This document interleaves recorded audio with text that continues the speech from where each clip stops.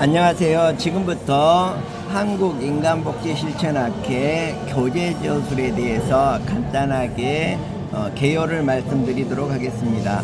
책 제목은 사례관리론이고, 이제 머릿말은 우리가 다 책을 쓴 다음에 제가 작성을 할 거고요. 1장은 이현실 교수님께서 사례관리의 개념, 또 2장은 사례관리의 역사, 그리고 3장은 우리 박진희 교수님께서 사례관리의 구성 체계에 대해서, 그리고 제4장은 우리 박태준 선생님께서 사례관리자의 역할, 그리고 5장은 최강수 교수님께서 사례관리 이론과 또 6장 사례관리 모델을 이렇게 준비해 주시면 되겠습니다. 자, 그리고 7장부터는 이제 유형이 이제 동일한 유형으로 이렇게 저술이 되겠습니다. 그래서 7장은 물론 총괄해서 사례관리 기술, 그러니까 사례관리를 하는데 어떤 방법으로 해야 될 것인지 이 5가지 유형으로 해서 먼저 견본을 제시한 다음에 8장에서는 아동관리 사례관리, 그 다음에 9장에서는 최병용 선생님이 장애인 사례관리, 10장에서는 김근희 선생님이 다문화 사례관리, 그 다음에 11장에서는 저가 노인 사례관리, 그리고 마지막 12장은 사례관리의 개선 방향으로 저가 저술을 하도록 하겠습니다. 자, 그런데 저술을 하는 데 있어서 제가 견본을 제공해 드렸습니다. 그래서 그 견본을 참고해서 해 주시면 좋겠고요.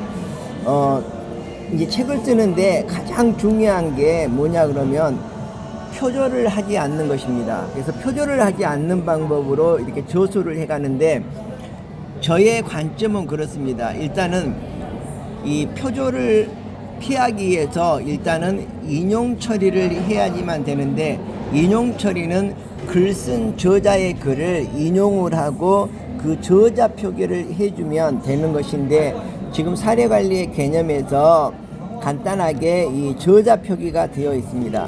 그래서 이 통일을 하도록 하겠습니다. 인용문은 모두 다 이렇게 빨간색으로 해서 원저자가 쓴 글을 이렇게 갖다 여기다 붙여넣기 하면 되죠. 그리고 나서 옆에는 이렇게 저자 표기를 해주는데, 저자는 이제 동양인 같은 경우는 저자 이름과 컴마 찍고 한 칸 띄고 연도를 이렇게 쓰면 됩니다. 자, 근데 외국인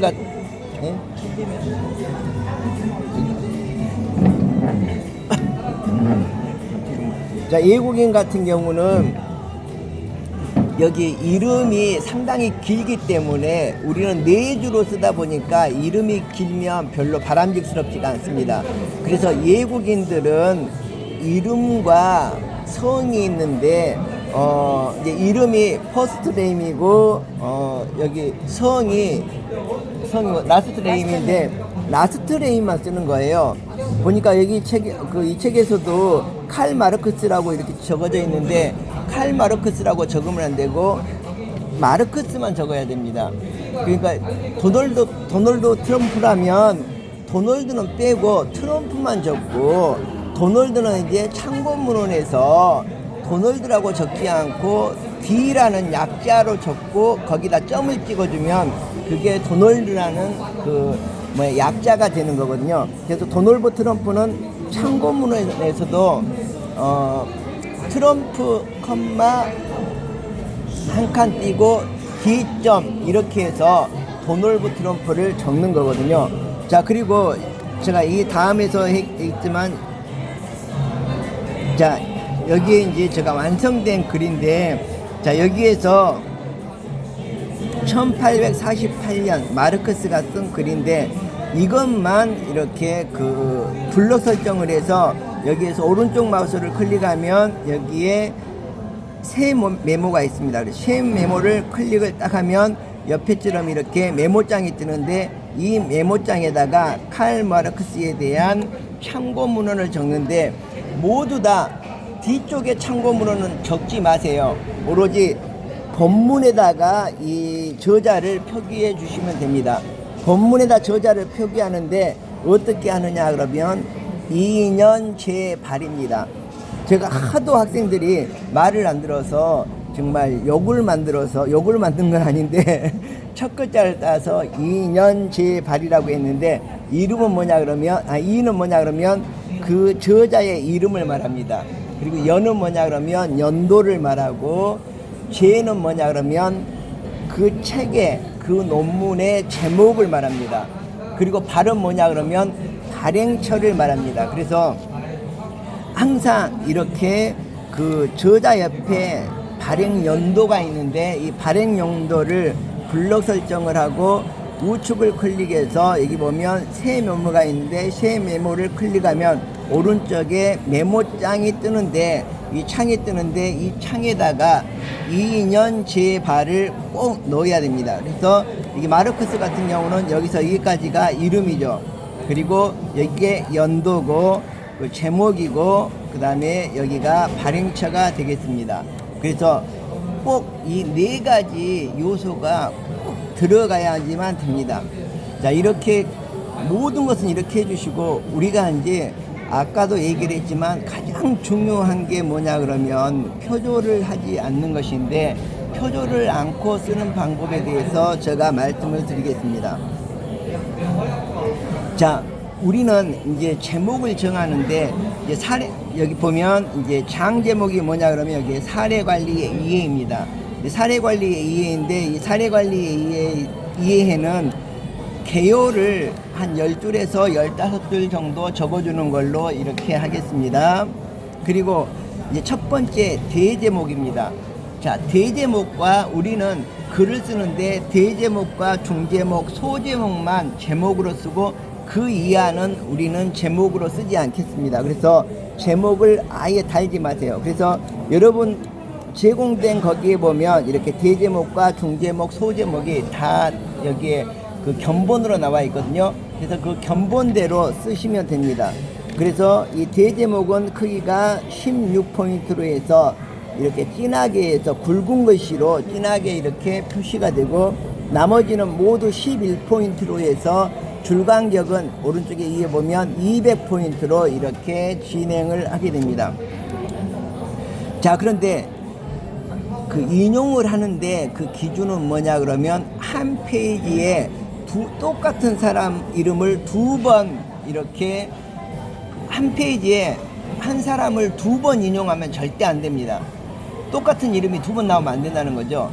그리고 한 제목에 그러니까 예를 들어서 여기가 지금 16페이지인데 이 사례관리의 개념이 16, 17, 18 이렇게 3페이지에 걸쳐져 있다 그러면 이 3페이지를 모두 더해서 인용저자가 똑같은 이름이 2번 나오면 안 됩니다. 한 번만 나오도록 이렇게 해주시면 좋겠습니다. 그러니까 인용저자를 하는 데 있어서 막 똑같은 사람을 계속해서 하면은 그게 거의 표절이나 마찬가지거든요. 그래서 표절이 되지 않도록 그리고 또 우리 책이 좀 질이 낮아지는 것이 이제 그런 부분이거든요. 한 사람 거를 계속해서 이렇게 하면은 표절일 뿐만이 아니라 그것이 굉장히 눈에 좀 거슬리는 이제 그런 부분이다 보니까 우리는 규정을 그렇게 정하겠습니다. 무조건 그 한 페이지에는 한 사람 이상의 인용을 하는데 그 2사람 이상이 이렇게 거기에 인용되어 있으면 안 된다.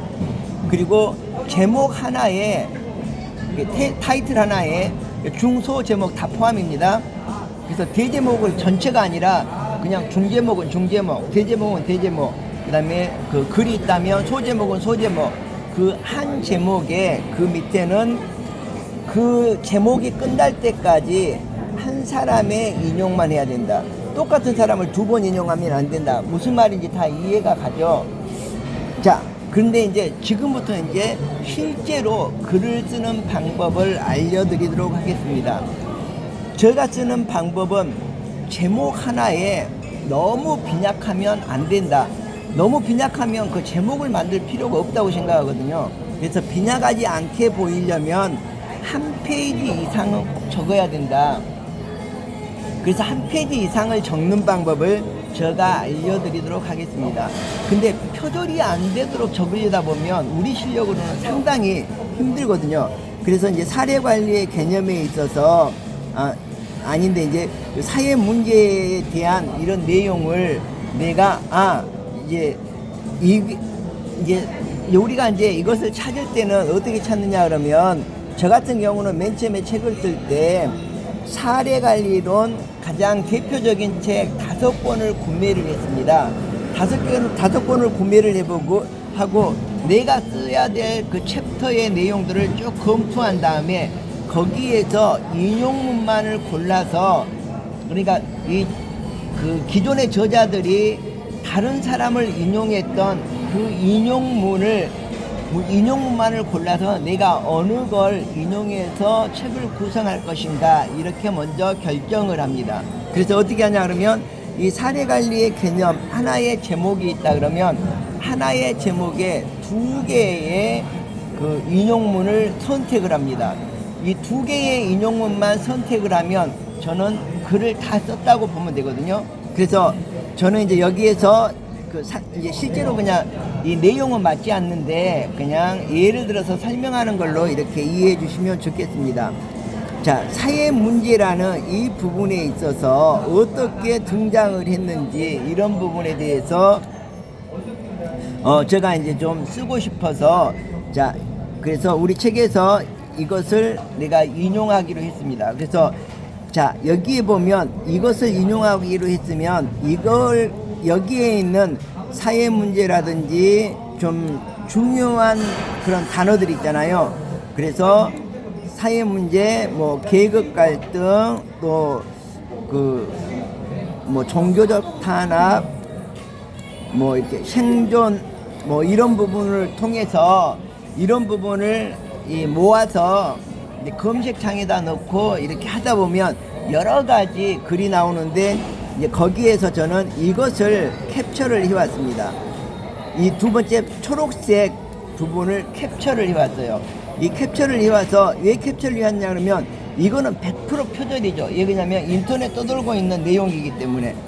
그래서 이건 100% 표절인데 왜 캡처를 해왔냐 그러면 여기에 소스가 있는 것을 이거하고 겹치기 위해서 그렇게 한 거거든요.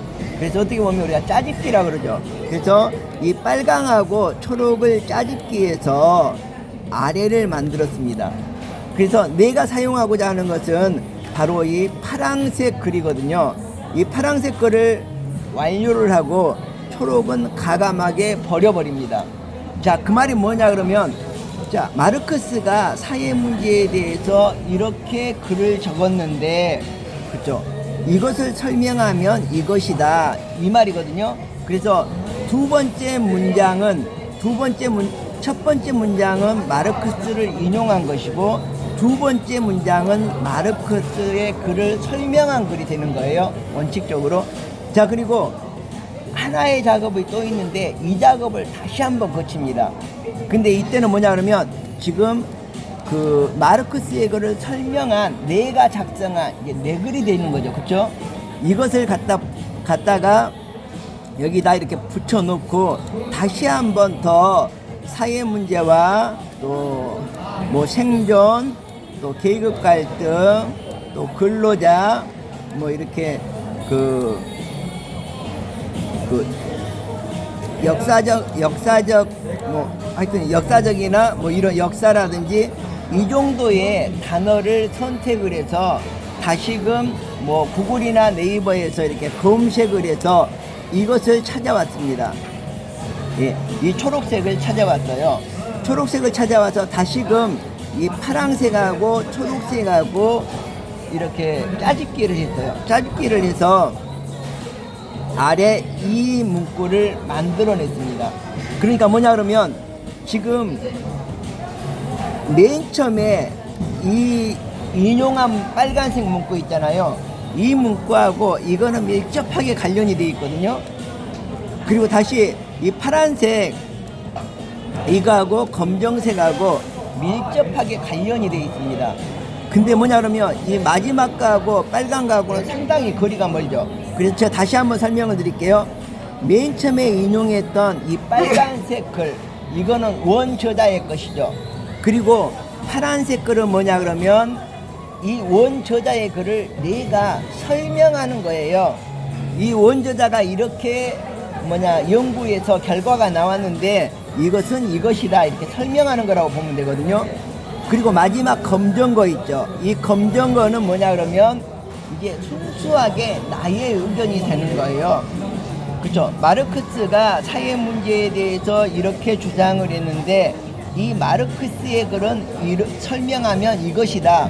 그리고 내가 결론적으로 사회 문제에 대해서 적었는데 이것이 바로 내가 아까는 마르크스가 설명한 내용이지만 마르크스의 글이지만 그 가운데 것은 마르크스의 글을 내가 한번 설명을 했고 이것은 순수하게 내 글이다 이런 뜻이거든요. 그래서 저는 이렇게 짜집기 할 때 중간에 아무 필요도 없지만 그렇죠.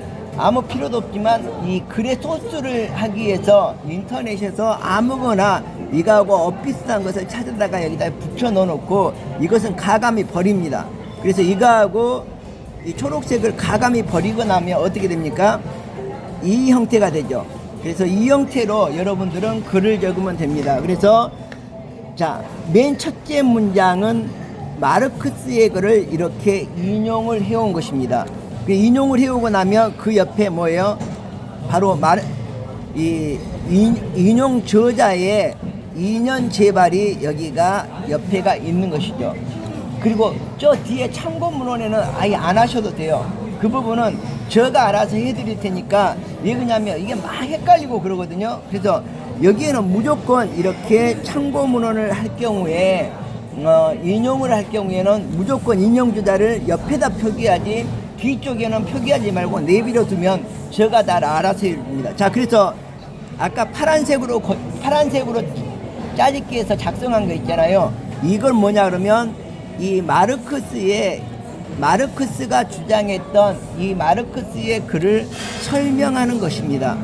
설명하는 것이고 이 검정색도 똑같은 방법으로 해서 산출이 된 건데 이것은 마르크스는 이렇게 사회 문제를 정의했는데 나는 이렇게 정의한다 이런 뜻이거든요. 자, 아까 제가 맨 처음에 시작할 때 몇 사람을 인용한다 그랬어요? 두 사람을 인용한다 그랬죠. 그래서 이거는 이제 하나의 문단이 되는 거죠. 그쵸? 자, 두 번째 사람을 또 인용한다고 치면 이제 이게 마르크스가 아니고 홍길동이라고 친다면 홍길동을 자, 여기 다시 한번 인용을 한다고 해봅시다. 여기서 이제 이게 홍길동이라고 친다면 죄송합니다. 이름을 바꿔볼게요.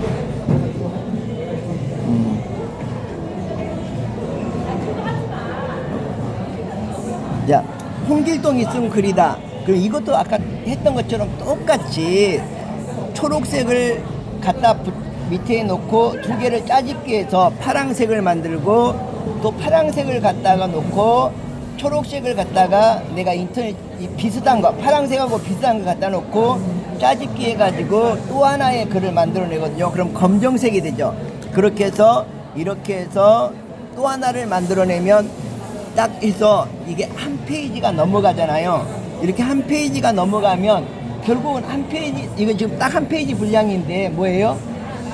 지금 제목이 빠졌잖아요. 제목이 위에 두 줄, 제목 한 줄, 아래 한 줄 그렇거든요. 총 네 줄을 차지하는 거예요. 그러니까 예를 들어서 이게 지금 여기에서 딱 한 페이지인데 이게 한 페이지가 아니라 한 페이지 플러스 네 줄이거든요. 그래서 한 페이지가 넘어가면 절대 이게 빈약하게 안 보이거든요. 그래서 여러분들은 하나의 제목에 그러니까 우리는 지금 아주 질 좋은 양서를 만들어내려는 것이 아니라 우리가 책의 저자가 되기 위해서 미흡한 부분만 없이 그러니까 품격이 떨어지는 부분. 품격이 떨어지는 부분은 뭐냐 그러면 문장이 제대로 구성이 안 됐다든지 맞춤법이 틀렸다든지 철자가 틀렸다든지 띄어쓰기가 안 됐다든지 초등학교 2학년이 봐도 엉성하고 틀리고 이런 것들이 품격을 떨어뜨리는 거거든요. 그래서 우리는 품격만 안 떨어뜨리면 되고 절대로 표절이라는 것은 있을 수가 없습니다. 오로지 네 문장에서 이 제목이 하나 있다면 두 개의 문장만 인용을 하는 거예요. 인용을 하고 이 나머지 글은 절대로 표절이 아니라 내가 새로운 글로 이렇게 두 개를 더 붙여넣으면 이것이 제목 하나에 그 전체 내용이 되는 것입니다. 그래서 저는 항상 이렇게 해서 글을 쓰는 뭐랄까 습관을 들였고, 이렇게 해서 학생들에게 그 책을 쓰라고 이렇게 지시를 했는데 이것이 잘 안 되고, 이번에도 정말 기가 막힌 게 뭐냐 그러면 12챕터를 쓰는데 2챕터가 100% 표절이에요. 100% 표절. 표절률이 95%예요. 95%. 그래서 이렇게 하면 절대로 안 되고, 그리고 나만이 이 책을 쓰는 것이 아니라 또 이 전임 교수라든지 이런 분들하고 같이 쓰기 때문에 나는 표절을 해도 나중에 큰 문제가 될 게 없다고 치더라도 이 전임 교수들 같은 경우라든지 아니면 나중에 굉장히 큰 일을 해야 되는데 이 책이 엄청나게 걸림돌이 될 수가 있고, 뭐 예를 들어서 뭐 장관 후보로 나왔는데 이것 때문에 다 탈락이 될 수 있어요. 그래서 우리가 이 책의 질이 낮은 것은 전혀 상관이 되지 괜찮지만, 책을 표절한다든지 뭐 형편없이 아까도 말씀드렸지만 초등학교 2학년이 읽는데도 틀린 부분이 너무너무 많고 맞춤법이 틀리고 이러면 책도 아니잖아요. 그런 부분, 이렇게 품격을 떨어뜨리는 부분이 있으면 절대로 안 되겠다. 그래서 우리는 단 한 글자도, 자, 근데 제가 한 가지 예를 들어 볼게요. 여기에서 마르크스하고 컴마가 찍어져 있거든요. 네. 조금 키워서 한번 봐볼게요. 예.